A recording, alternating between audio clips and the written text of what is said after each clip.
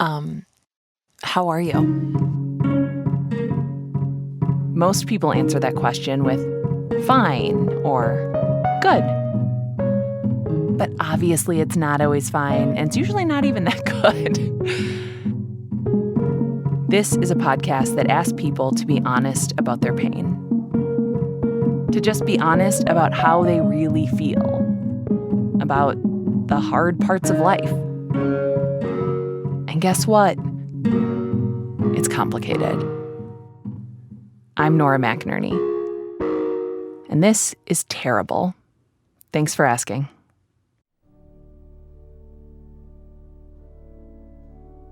There's a story in the Bible that might be familiar to some of you. If you want to follow along, it's John chapter 8, verse 3, but here's a summary. The teachers of the law and the Pharisees brought in a woman caught in adultery. They made her stand before the group and said to Jesus, "Teacher, this woman was caught in the act of adultery. She should be stoned according to laws." And Jesus says, "Let any one of you who is without sin be the first to throw a stone at her." I'm telling you this because Terrible Thanks for Asking is now a Bible study.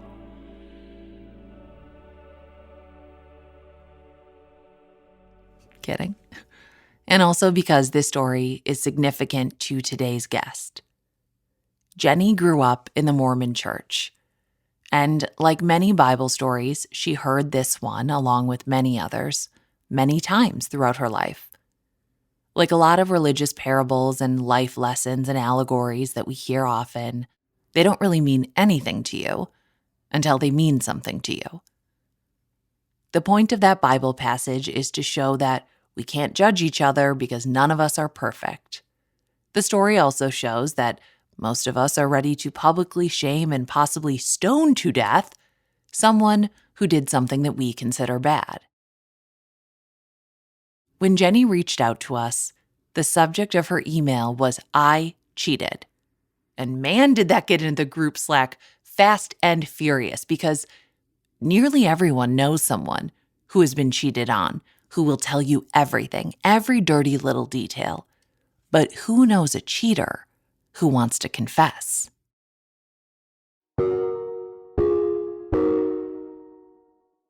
Because cheaters are villains, and not just in the Bible.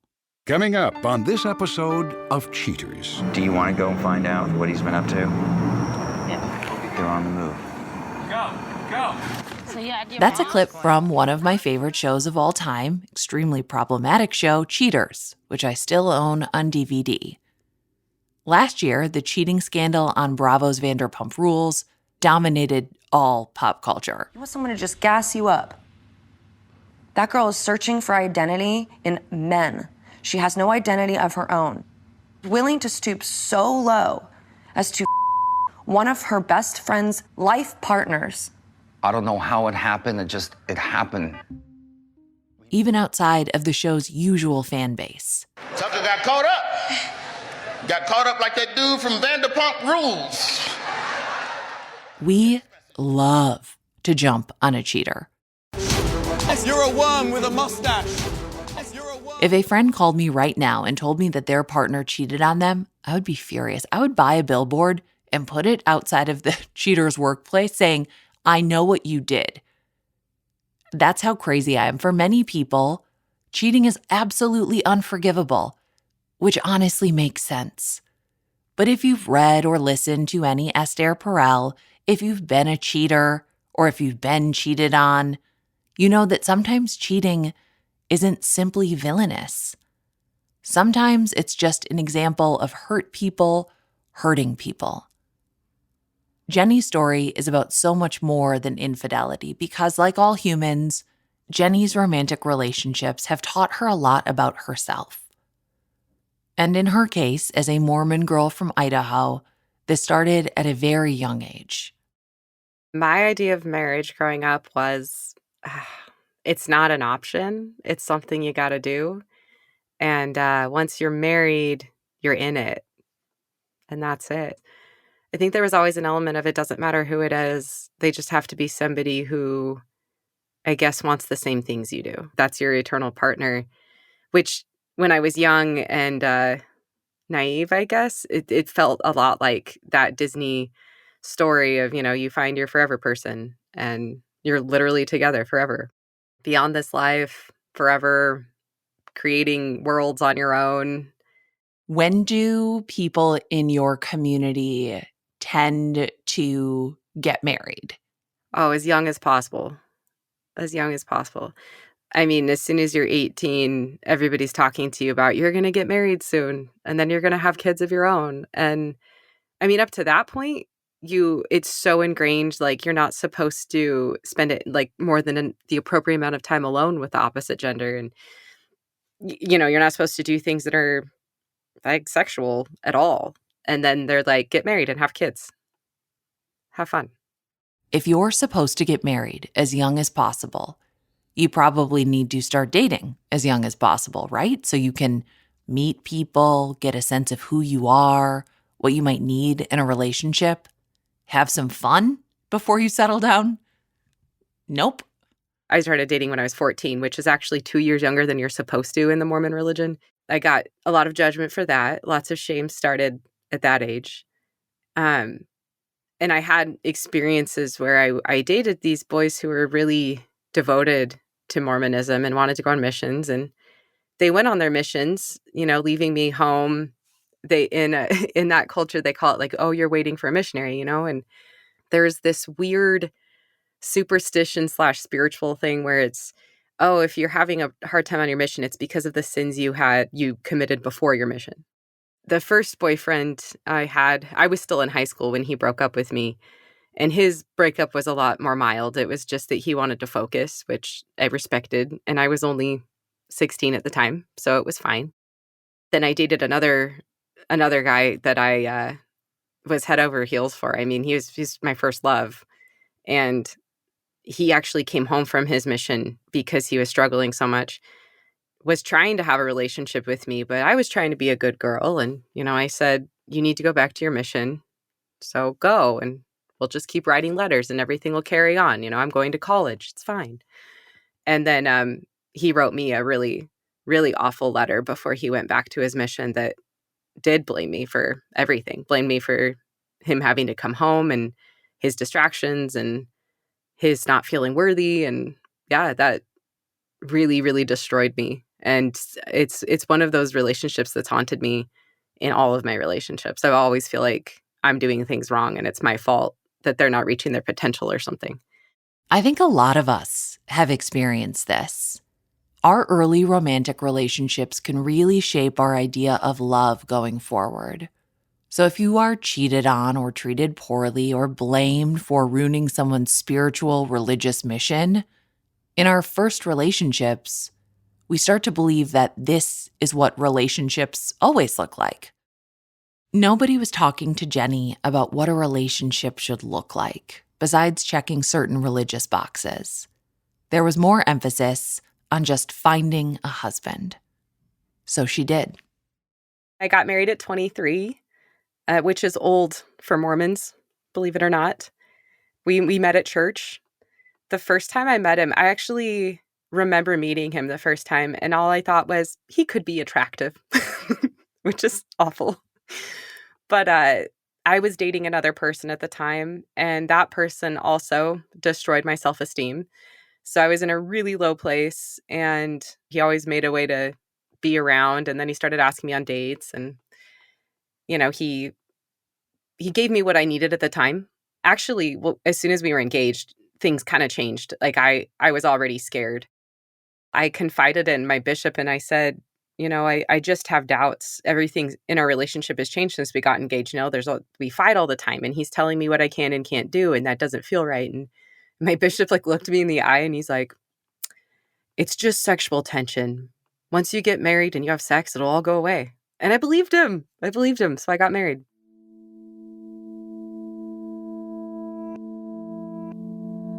In the LDS Church, a bishop is a spiritual leader for the congregation. But he's also just a volunteer. He's not necessarily someone who is trained in any special way. And it turns out that The problems in Jenni's relationship weren't sexual tension. There were real issues in this relationship that Jenni didn't know how to deal with. One of the main things that felt bad to Jenni was how controlling the relationship felt. Jenni says he didn't want her to go out with her friends. He wanted me there, but he didn't want to pay attention to me. He was teaching himself how to code at the time. So he would spend all day on this coding academy, and then he would play his video games or whatever. And he wanted me next to him, but not to talk to or spend time with anymore. When he started working, because like I said, he was in his coding academy and then he got his job, then, it's like any other relationship, life kind of sets in. Again, he would be gone all day at work. I'd be gone all day at work. And when he'd come home, he'd want to be on his computer all night. And that started to get between us, trying to set boundaries and find a way to do what each other needed just didn't happen. And a lot of the time it would end in really, really explosive, dramatic arguments where things would happen that should never happen with a couple that's in love. What's your relationship with yourself during this marriage? How do you feel about yourself? Pretty low. I had an eating disorder that I was working through. I was going to therapy. I'd been going to therapy since before we met. And I guess I took a little bit of a break from therapy because we were happy and I felt like everything was okay. But when our arguments would turn into my problems and what I was doing wrong, and we all know how I take that, it's pretty heavy. I had to go back to therapy, and it was dark. It was a dark time for me. So Jenni goes to her bishop again and tells him everything she just told me. And this is when the bishop says, well, maybe you have some underlying shame or sin that you need to repent for.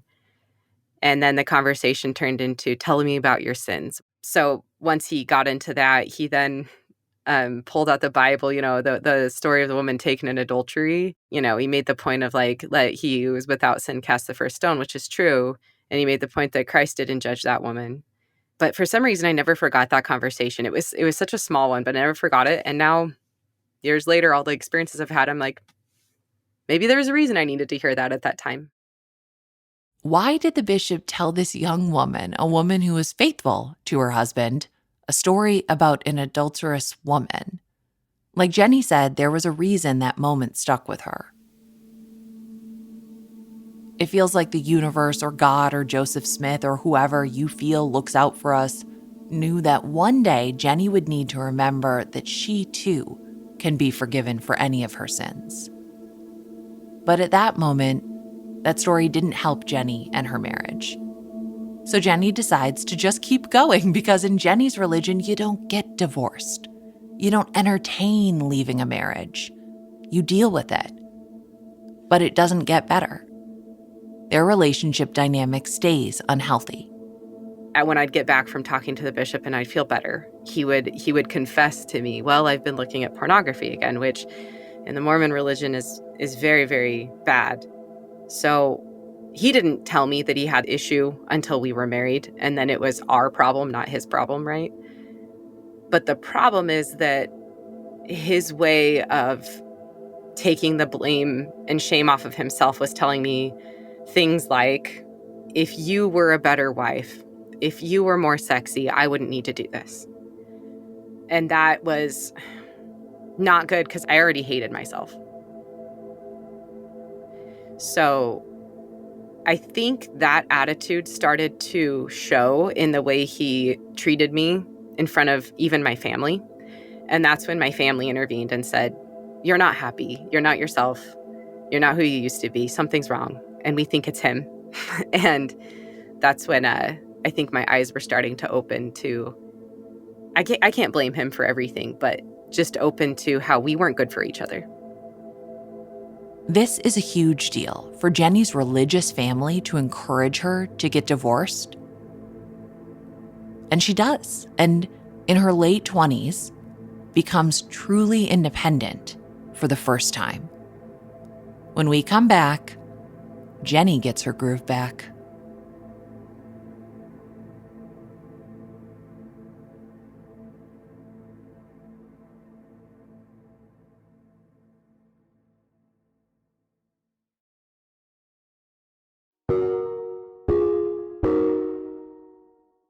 You're an under 30 divorced Mormon. What is dating like? What's your dating pool? Blah. So they have singles wards that you go to.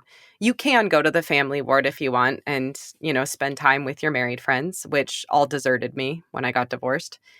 But of course, that was painful for me. So I started to go to more singles activities. And these are people who are over, 18. It's 18 and up who are single.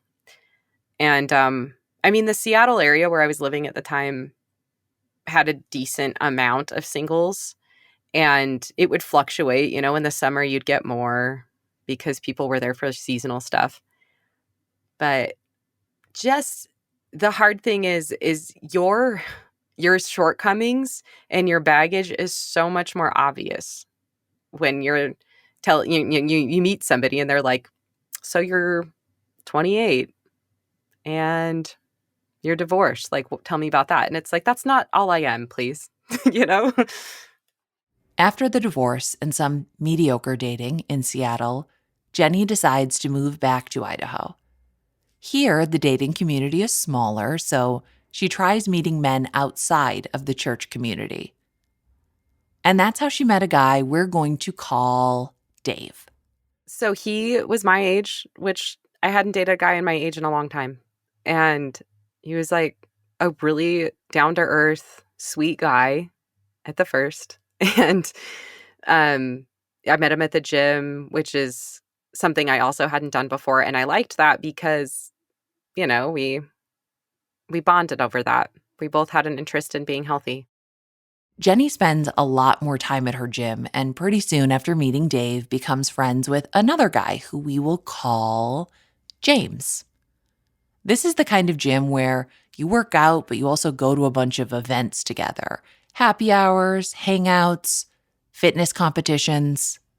We met at a competition, and I didn't think much of him at first. When I first met him, I was like, he's the guy in charge. He just exuded this being in charge thing. And I was just helping out, and he kept coming up with excuses to like get me alone and talk to me. And by the end of the competition, he's complaining about his aches and pains. And I was like, well, I stretch people for a living. I can help with that. And, we did a couple stretch sessions and spent the entire time laughing. And I loved that. I love a guy that can make me laugh no matter what's going on. I used to go to the 5 a.m. workout, and Dave and James would both go, and they both were still vying for my attention at the time. And to watch them like take it out in the workout, like they would compete the entire class. And it was hilarious to me. I was like, oh my gosh, I've never had a man do that for me. And now there's two at 5 a.m. They woke up at the latest 4:30 to be here trying to out squat each other for my heart. This whole scenario did not end like an episode of The Bachelorette where Jenni chose one of the gym bros after careful consideration. Instead, she started to see the true colors of each guy. Dave was young, her age, and hot, and James was 11 years older. Bald, not exactly her type, but also pretty hot. Dave ended up being more very... the word I would use is douchey, but I don't know if you can use that on a podcast. But oh yeah, we've said lots of crazy shit. Okay, he really took a turn and was not the man I thought he was.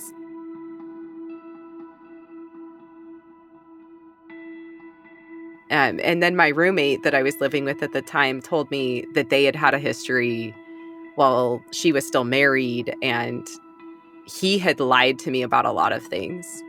And that's when I was like, oh, so he is not the woman empowering sweet guy I thought he was. We went out with friends and got really drunk one night, and he's like, oh, well, I can take you home. And then he didn't take me home. And then he took advantage of the situation and At this point, I mean, not to be crass, but I had had sex with my ex-husband who was a virgin before I met him, and then a man who was like in the army, and anyway, two partners before him, and he like gave me this lecture about how I didn't know what I was doing, and I was like, no shit, I don't know what I'm doing. Also, what the fuck? Also, you don't know what you're doing because we don't know each other. This is where I lose it as an interviewer, and this is where James swoops in. Right when the bar, which has never been very high to begin with, is very, very low. The beginning of it, it was like a movie. It was very whirlwind. One of the classic, I didn't see it coming. I thought we were just friends. I didn't know there was anything more that could be possible there. He made me feel very beautiful. He made me feel very good about my body. It was like we couldn't keep our hands off each other. It was amazing every time he touched me, every time he kissed me. Jenni lived in this little blissful falling in love bubble for about 6 weeks. And then one night, we were making out. We were really in the heat of the moment, you know, and then it was the weirdest thing. It was totally the universe. It was totally divine intervention. I just blurted out, "You're not secretly married, right?" as a joke. And he just like time stood still and he froze. And I was like, shit, no. So that's how I found out. damn, because you really thought that was going to be kind of a hot question. You know, you're like, yeah, and he's going to be like, no way, but someday I'm going to marry you. I mean, here I am, tits out and everything. I remember just kind of like awkwardly rolling over and curling up in the fetal position next to him and feeling so dirty. Like just feeling like trash. Yeah. And like no words were spoken for what felt like, you know, an hour. And then I think, I don't know who broke the silence, but we ended up having a conversation about it, like a really heartfelt, well, what the fuck? You know, why would you not tell me? I mean, that's when he really opened up and he told me it was the first time he'd ever told me all of these things. But I don't want to vilify him, but he had cheated twice before me with women that were fully aware before they did anything, right? And both times, I guess with the first one, he actually wanted to be with her, but felt guilty because of his daughters. They were much younger at the time. And the second one, he was ready to run away with her, and she ended up breaking his heart. And then he just became this kind of bitter shell of a man until he met me. That's the way he told the story. Jenni thought she'd made the smart choice. An older guy, someone who seemed to worship her, someone who made her feel good about herself, someone who wasn't a douche, and someone, it turns out, who was married to another woman, a woman he had 2 daughters with. The movie beginning of this relationship has taken a Lifetime movie turn, and now, for the first time in her life, the story of the adulterous woman in the Bible actually applies to her.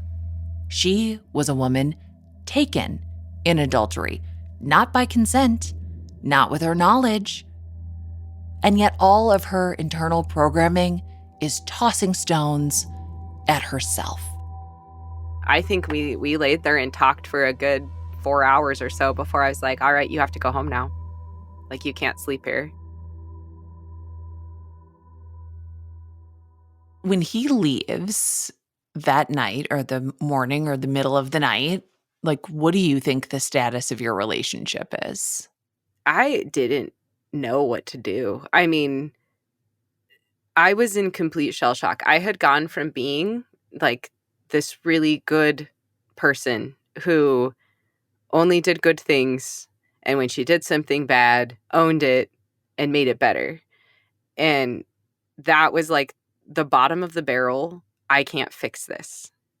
So I was just in complete shock for, you know, just like that. Like I had ringing in my ears, constant feeling where I'm like, I don't know what I'm going to do now. I don't know who I am anymore. I just imagined her, and did she know? You know, like did she already know? Did she have suspicions? If she found out, I could never forgive myself, you know? And like, would I ever get the chance to talk to her in person and apologize? and tell her that I didn't want to hurt her, it's all of those things. But then at the same time, when he explained to me that their relationship was really not healthy and the way she treated him, I also had like a feeling of being kind of mad at her.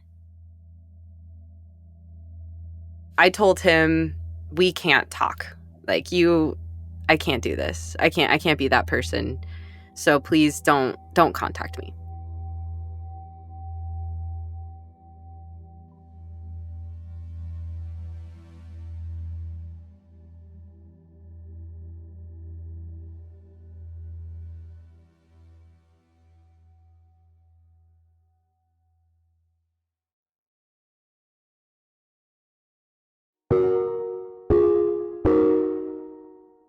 Jenni is heartbroken that James lied to her and tricked her into being the other woman.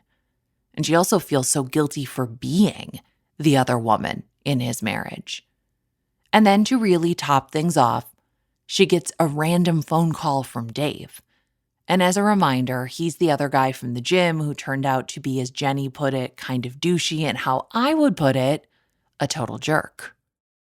And he's like, I went to Planned Parenthood and, I've got chlamydia. And I'm like, and? And he's like, well, you gave it to me. And I'm like, that's absurd. Like, you're the third man I've ever slept with. Like, that's literally absurd. And after I learned about him and all the women that he was sleeping with when we slept together, I was like, how could you possibly think it was me? Like, how in a billion years would you make this my fault? Then I went from feeling like I was at the bottom of the barrel to like I was underground, because then I had to call James and say, so there's a chance that I have given you something. Then the banner on my forehead was, now you're a homewrecker that has given a married man an STI. So that guilt shame spiral was pretty gnarly, but I had really good friends, and like my roommate was stellar. Jenni treats her STI, but she's still infected with the shame. She gets through all of this crap with the help of her friends. She eventually tries dating again. It sucks. And after a month, James calls her. It was 6 a.m, and he's like, I just left her for good. And I was like, good for you.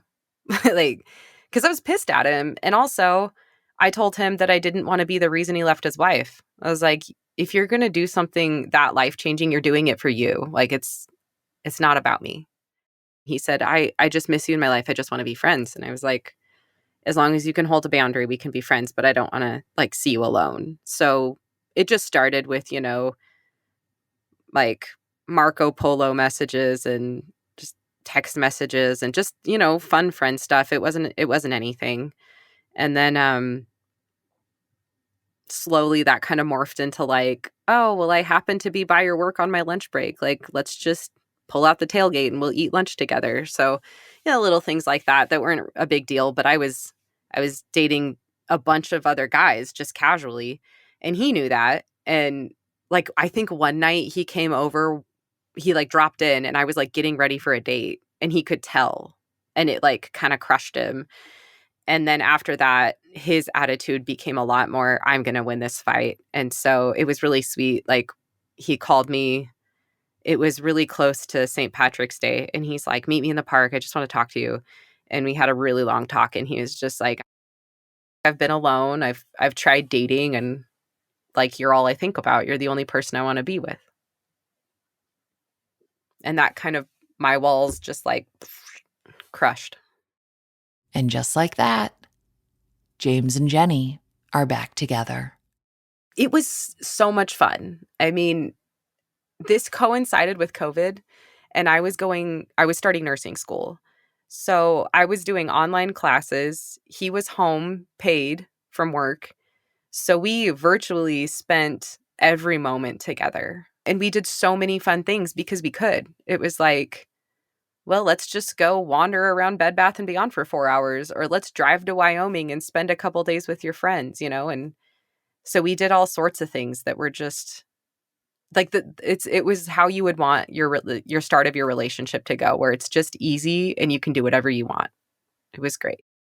Once they're really together, they start dealing with real relationship challenges. James is going through a divorce. He has teenage daughters who are understandably not thrilled about him being in a new relationship, but he and Jenni try to win the girls over slowly and work on building a life together. A year in, it's Thanksgiving.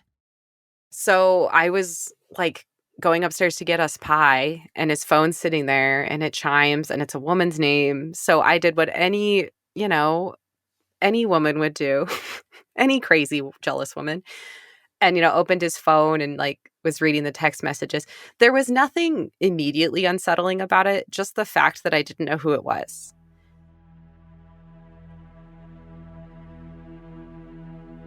I'm not a good liar. Like, there's no shield for my emotions. So he instantly knew something was wrong. And we ended up talking about it, and it was not graceful. And I was really upset. And I just, basically said, well, give me your phone then. And I went through all these apps and found so many women that he was talking to regularly. It wasn't just a random conversation here and there. It was like consistent. He was starting a conversation daily with them. I had no idea they existed. It was on his game apps, like Words with Friends. It was on Facebook Messenger. It was Snapchat. And what was most unsettling to me is that he had gone through and deleted all the messages. So I could see he was talking to them, but he had deleted all the messages, so I couldn't read them. And instead of, I guess, admitting that he did something hurtful, he just got really mad and really defensive. So it was a big fight. What was your first instinct? What did you think all these messages meant? My paradigm of our relationship that I had built on finally feeling like I found a man who put me first, who felt like I was what they wanted above anything else, and I was beautiful, and I felt beautiful to him. I felt like I was what he wanted. And then to see that, it just completely shattered that paradigm. And then it was, oh no, maybe I don't have big enough boobs. Maybe I am not as sexy as you say I am. Maybe I don't wear enough makeup, or, just like all those things that had in small ways nagged at me. My own insecurities were just so magnified by like, why do you need to seek out attention of other women? So many other women too, not just one. What did he say about it, and did you believe him? His constant go-to is, they're just friends. They're just old friends, or new friends that I made playing Words with Friends, or whatever, and that never sat well with me. But if I tried to push back on that, it would end in a fight that just made me feel worse about myself, and make us feel further apart. And that's not what I wanted. Like, that wasn't my end goal in talking about it. In talking about it, I wanted to get closer to him, not further. So I eventually just stopped talking about it. What did your relationship look like after that? Strained and awkward. I mean, all that sexual tension and fun was gone. Different people would react to this in different ways. Some people, faced with proof that their partner is messaging other people on apps like Words with Friends, which I didn't know people still used and definitely didn't know they used in this way, would fight. That's what I would do. Some would flee or force this person to flee, which is also what I would do. Jenni froze. She followed James's lead and just didn't talk about it. Things stayed awkward and tense for about a year, and then Jenni's friends started planning a much-needed girls' trip. We went on a cruise. It was just the ladies, and it was a blast. We had met a group of bachelors, like they were a bachelor party, and they were just fun to hang out with. I mean, they're all like young 20s. I didn't see any threats, but like later that night, one of them just kept hanging around me and, said things that I hadn't heard from James in a long time. Said, like, you're the most beautiful girl I've seen on this boat. And like, there's typical things that I bet some logical woman right now is listening going, girl, you got had. And you're right, I did. But I was kind of starved for it in a way. Like, it had been a long time since I felt like somebody was looking at me that way. And just like for clarification, like, you sleep with this dude, you make out with him, like, what's the level of We sort of slept together. under the shirt, over the bra? Oh, there was definite like sexual activity, but it was not good. Oh God, it was not good. No. It wasn't good. And I don't know. That poor guy, he seemed so nervous. The walk of shame back to my room was just like, what have I done? I just threw away a pretty good thing. I threw away a lot of my self-worth and my value, and that guy doesn't care about me, like, he really doesn't. Like, he got what he wanted. And I didn't get what I wanted. Like, and that's something that I think like a lot of women experience is we walk around like, oh, well, I gave that person, whether it's sex or whether it's a relationship or a friendship, like, I gave that person what they wanted, but I didn't get what I wanted. Like, what the hell? And I'm okay with that. Or I'm not okay with that. I don't know. I came home, went back to work, and tried to be normal, and I just couldn't. So I found like 3 people to confide in. One person was like, only you know what to do. This is your decision. I think you just need to give it time. The other person was like, 100% don't tell him. What happens on a cruise stays on a cruise. Like, I've done the same thing in my relationship. And then the third person was like, you have to tell him right now or it's going to eat you alive. And eventually, after days of trying to be normal and loving and wonderful and him knowing something's wrong, because like I said, I'm a terrible liar. I was like, it is going to eat me alive. Like, that third advice was right. Like, it's going to eat me alive. So he picked me up from work one day with dinner, which was like the nicest thing ever. And it just like came out of my mouth. I just said, on the cruise, I slept with someone. And he just like went completely silent. And then I told him, I feel awful about it. I'm really sorry. I'm also really confused right now. And he just didn't say anything. So I stopped talking. We drove in silence. And when we got back to the house, he started packing up his stuff. And I mean, I knew deep down, I was like, he should leave. Like, I just did a terrible thing and I just let him go. And that was really hard for me. That's the sound, not just of you cringing, but of Jenni stoning herself again. Eventually, Jenni admitted to a few more people in her life what happened, and they all say basically the same thing. You need to get over this one mistake you've made because you've done hundreds of good things. You're so much more than this. You are not a mistake. You can't label yourself as a person because you did a bad thing, and I mean, these friends have lived lives of pain. They've done bad things in their past, and they're like, if I labeled myself based on the mistake I made when I was 20, I never would have become who I am today, which was good advice.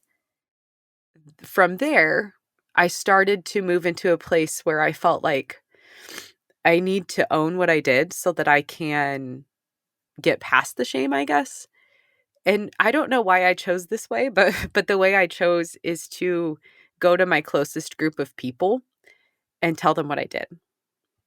Like, people I respect, like I even told my mom, and nobody responded with, any level of negativity or judgment. Not even my mom, who is a very, very devoted Mormon to this day. They just all looked at me with love, and the response was, well, what do you need? What do you need to hear? What do you need to do to move past it? And a fair amount of the people I confided in told me, I've been in your shoes. I've done it too. You'll get through this. But can her relationship with James get through it? Because for 2 weeks, they don't talk much. One day I came home from work and he had left like a note, and he's like, I came to get some things. I want to talk on Friday. here's a list of questions that I want you to look over, and you're going to answer all these questions if you want to consider having me back, or something like that, you know? And I grabbed the list of questions, and I kid you not, it was so petty. It was questions like, how many times did you have sex? Did you wear a condom? Did you like it? Did you think about me? Like, so many things. Like, have you talked to him since? It was just like nauseating, you know? So I took the list to one of my friends at work who's a social worker and is just very balanced and level-headed. And I was like, what am I supposed to do with this? And she like crumpled it up and threw it in the garbage can. And she's like, absolutely not. You are not answering any of these questions. And then we sat there for a little while and she goes, okay. And she grabs the list and opens it up and she goes, well, let's look at it. And we went through the list, and the last one, he asked the question, what could I have done to prevent this? And she was like, you can answer that question and nothing else. So Friday came around and he comes in the house all charged up and ready to get some answers. And I pulled out the list and I was like, I will answer one question on here. And he's like, okay. And I was like, and I don't want to be interrupted. I was like, I have a lot to say that led up to this moment for me. And he's like, fine, you get 30 seconds or whatever. And so I just launched into my rant. And let me tell you, it was a rant. And it started with the other women. You know, it started with, I'm not going to make this your fault, but so much of my self-worth and how I felt in our relationship in my comfort zone started that day. And it has just progressed, you know? And after I did that, we yelled at each other for a decent amount of time. And then when it got to the point where I said, well, are you going to leave? Like, you've got boxes. You're obviously here to pack up. Are you going? And that's when he was like, I really don't want to go. And I was like, then talk to me. And then he, you know, said that a good reason he was so angry is because he knew it was his fault. Like, from the moment I told him, he was like, I knew it was my fault. And, you know, of course, then I was like, well, obviously it's not all your fault. It takes two people to do something like this. But he did feel guilty and shameful. So, what do you do, or how does your relationship start to rebuild?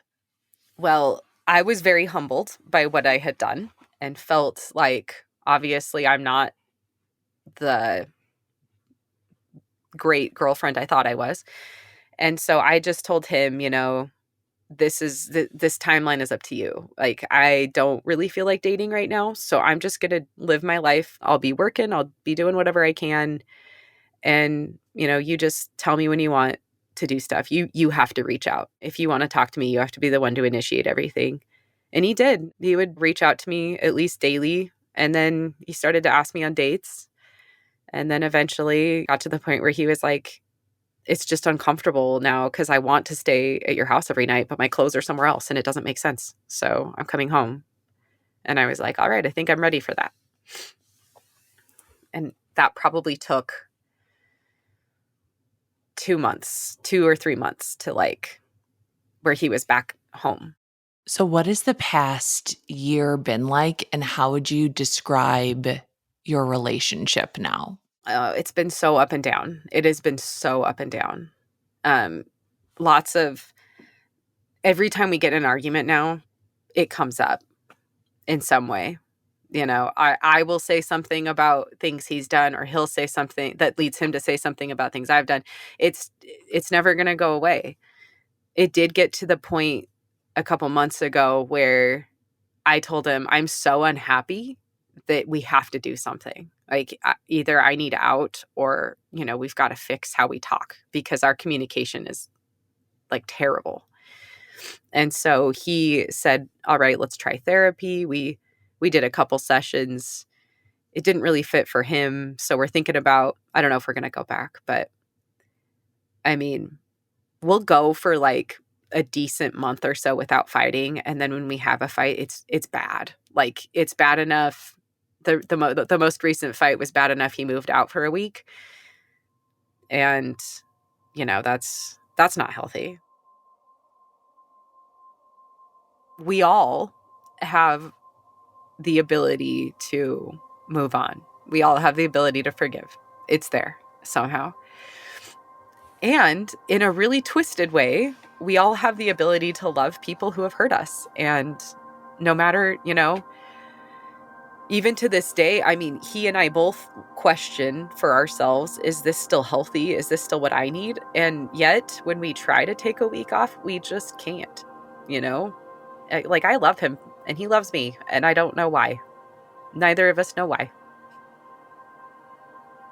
There are some interviews, some stories where there's a palpable feeling to it, where the interview has a silent third party that isn't the producer listening in. Sometimes that's grief or anger, but in Jenni's instance, it was shame. And it was so heavy that after our interview, Claire and I talked on the phone and went for walks around our separate cities and tried to get that feeling out of our own bodies. In the Bible, the adulterous woman at the mercy of a crowd of people ready to stone her to death could have been a married woman and could have been the other woman, but she was the one bearing all of the responsibility for something that requires two parties. James was ready to stone Jenni for what she did when he himself did it 3 times that he's admitted to. And there's something about Jenni's body language and voice and face during our call that makes me feel like if I gave her a pile of rocks and the opportunity to throw them at herself, she would. And I hate that. Because when we set out to tell the story of a person who cheated, maybe we did want a villain. Maybe I did want to crack open the psyche of a person who could betray someone they loved and see how they ticked, why they did it. And instead, I got the story of a woman who has spent her whole conscious life being psychologically stoned by the men around her.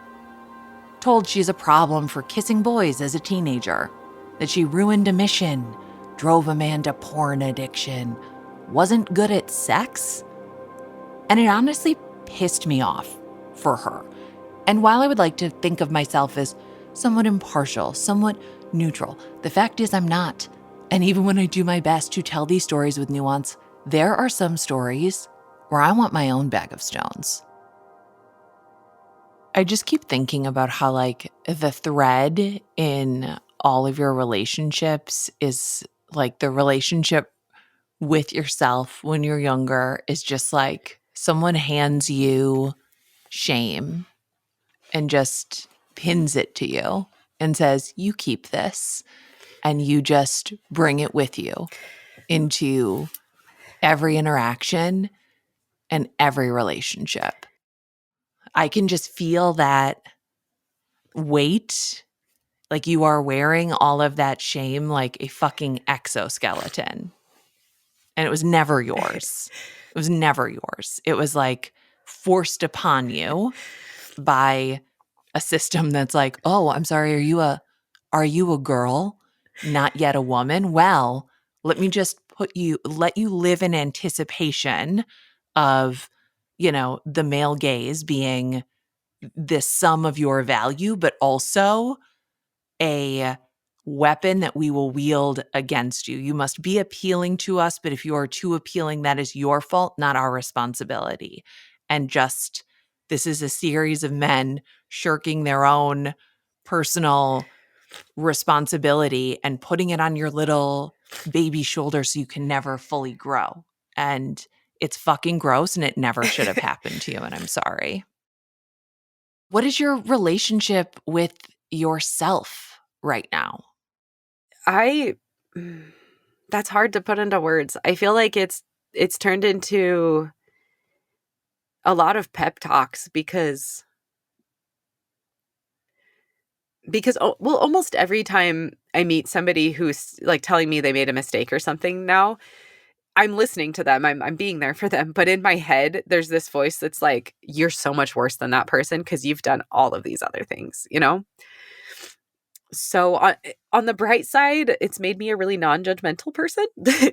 But on the other hand, there's just this constant side of me, which I think comes from my background of Mormonism, that is telling me I am never going to be good enough. Like, I'm never going to deserve I'm never going to deserve what like I think a healthy, good relationship looks like. And that's really sad, but I think it's a process too. You do deserve that, though. Like, you deserve a relationship that feels regenerating and safe and fulfilling and exciting at first and then wonderfully boring for the rest of it. You know, like, you really do. You deserve that. And you deserve that no matter what. Like, I think that some faith systems are really good at making us believe that we are inherently bad and that we have to earn good things that are really our birthright. Like, you deserve to be loved and you deserve to have your love received fully by somebody else. And wherever and however that happens, I just hope you know that I wish that for you with all of my heart, and I hope you get it. Thank you, Nora. And thank you, Jenni. This is a brave thing to do, and I hope you love yourself because you really are worth it.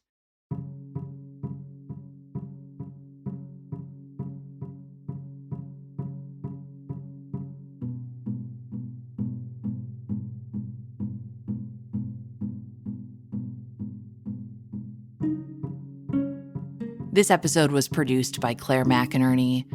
It was a doozy. It was a doozy to do this. I bet you feel that too, listener. It was a lot. It was mixed by Marcel Malekebu.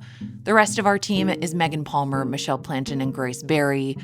A lot of you sat in on this episode, on an early version of this on our Patreon. Sarah Quinn gave us the title for this episode. Thank you, Sarah. Thank you to everyone who showed up and listened to this. If you are a fan of our show, if you are looking to support independent podcasting, we have bonus content on Apple Plus and in our Patreon. Patrons get bonus episodes, monthly office hours, access to our back catalog of episodes arranged by topic, which is really popular. And sometimes we do table reads of episodes where we walk you through how we're making an episode and work on the script in real time. We are a production of Feelings & Co. You can check out everything that we do at feelingsand.co.